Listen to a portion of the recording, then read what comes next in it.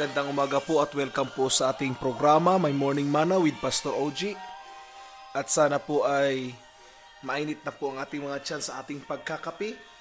At sa umagang ito po ay gusto ko po kayong pasalamatan sa walang sawang pagsuporta sa ating gawain at sa pakikinig po ng ating Morning Mana.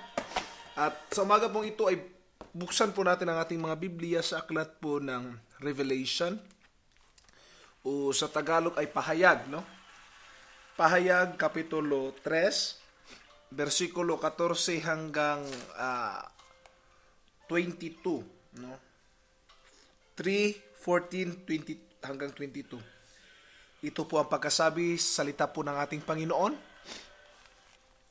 Isulat mo sa anghel ng iglesia sa Laodicea. Ito ang sinasabi niya, ang pangalan ay amin, ang matapat at tunay na saksi at siyang pinagmulan ng lahat ng nilalang ng Diyos. Nalalaman ko ang mga ginawa mo. Alam kong hindi ka malamig ni mainit. Maano sanang malamig ka umainit, ngunit dahil sa ikaw ay malahininga, hindi mainit ni malamig, isusuka kita. Sasabihin mo, ako'y mayaman at sagana sa lahat ng bagay, ngunit hindi mo nalalamang ikaw ay abang-aba, kabag-habag, maralita, hubad at bulag. Kaya nga ipinayo kung bumili ka sa akin ng dinalisay na ginto, upang ikaw ay maging tunay na mayaman. Bumili ka rin ng puting damit, upang matakpan ang nakahihiya mong kahubaran, at ng gamot sa mata nang ikaw ay makakita. Tinuturuan ko't sinusupil ang lahat ng aking iniibig, kaya nga magsikap ka, pagsisihan mo talikdan ang iyong kasalanan. Nakatayo ako sa labas ng pintuan at tumutuktok. Kung diringgin ninuman ang aking tinig at bubuksan ang pinto, ako'y papasok sa kaniyang tahanan at magkasalo kaming kakain. Ang magtatagumpay ay uupong katabi ko sa aking luklukan. Kung paanong ako'y nagtagumpay at nakaupo ngayon sa tabi ng aking ama sa kanyang luklukan. Kung may pandinig kayo, dinggin ninyo ang sinabi ng Espiritu sa mga iglesia. Our topic for this morning is Finding Jesus. Siguro narinig nyo na po yung movie ng Finding Nemo, yung paghahanap kay Nemo, yung clownfish na cartoons, 3D animation. Kawawa yung ina na hinanap yung anak niya na si Nemo. Ina ba yun o ama? Anyway, Finding Jesus. That's our topic this morning. Ito pong sulat na ito ay para po sa iglesia ng Laodicea. At sinabihan ng Lord ang anghel na send this message to the Laodicean church. Ano mensahe ito? Sabi niya, ang iyong mga gawa ay nakikita ko, walang nakatago, sabi niya.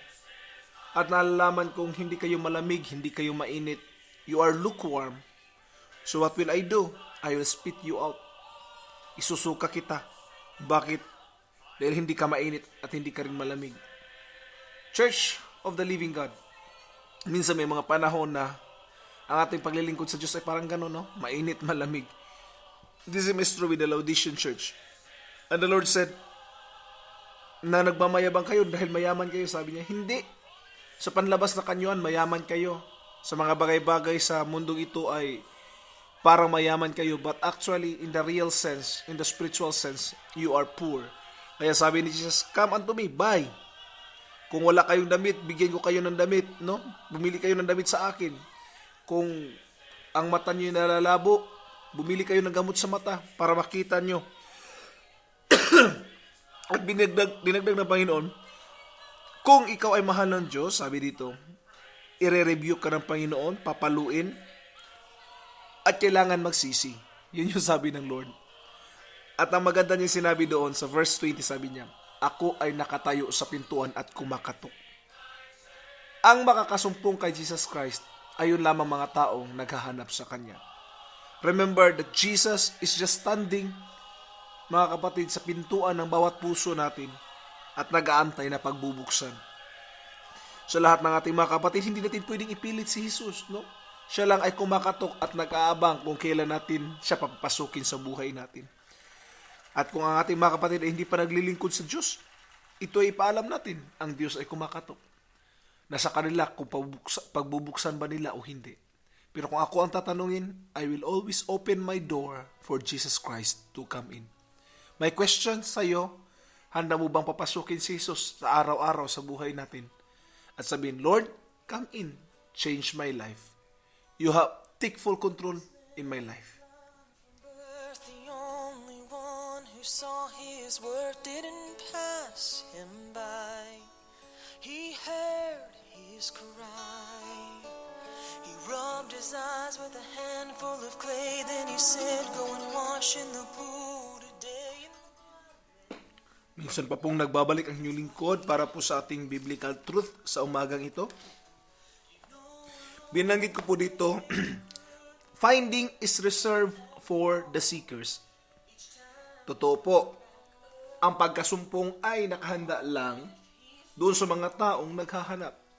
Hindi makakasumpong ang mga taong hindi naghahanap. Kung gusto nating hanapin si Jesus, we can find Him. It's not difficult to find Jesus. He is always available. He is always here. Looking for us, waiting for us. No, nag-aabang lang siya. God is so patient in waiting at the doors, knocking and expecting to be opened. God is expecting us. He is so patient. Kung tayo, wala tayong tiyaga, pero ang ating Panginoon ay may tiyaga. Nag-aantay lang siya, kailan pagbubuksan. Hanggang ngayon, ay kumakatok pa rin siya sa mga puso ng maraming tao. At minsan, mga kapatid, it will give us hope, no? Pero ito po maganda, hindi pinipilit ng Diyos ang kanyang sarili sa mga taong ayaw sa kanya. Kaya dapat nating tandaan that God will not force Himself to us. And if that's so, then the decision is up to us whether tanggapin natin siya sa buhay natin o hindi. Nasa atin pa rin pala. Kahit sa mga desisyon natin sa buhay, hindi siya makikialam kung paano natin desisyonan yan. But if we will say, Lord, hindi ko na kaya, please help me, Lord, then God would intervene. Pero kung hindi natin siya papahintulutan, hindi niya ipipilit ang kanyang sarili. Remember that He will never force Himself. Actually, Jesus is not difficult to find, no? Finding Jesus is not difficult since He is not lost. Hindi nawawala si Jesus, kaya hindi siya mahirap hanapin. It's more difficult to find us kasi tayo yung nawawala. Tama po ba? Because we are lost. But Jesus find us anyway. He found us, and because He came to seek and save that which was lost. Actually, kahit mahirap tayong hanapin, dahil nawawala tayo, but God find us. He took Himself, the human form. God was manifested in the flesh, dwelt among us in the human form, no? Through Jesus Christ. And show us the forgiveness of sins. Show us the deliverance. Kahit tayo nawawala, pero hindi sumuko ang Panginoon para hanapin tayo. Ilang beses inattempt ang buhay niya before the cross, no? By the age of, before He reached 2 years old, balak na siyang patayin ng dyablo, di ba? By killing all the children in Bethlehem. Another is during the time na tinempt siya, no, ng dyablo 3 times just to break the promises, just to para hindi lang matupad yung pagkahanap ng Diyos para sa atin. But the devil didn't triumph. And the last attempt was in the cross of Calvary. Akala ng dyablo nanalo na siya kasi namatay si Jesus Christ.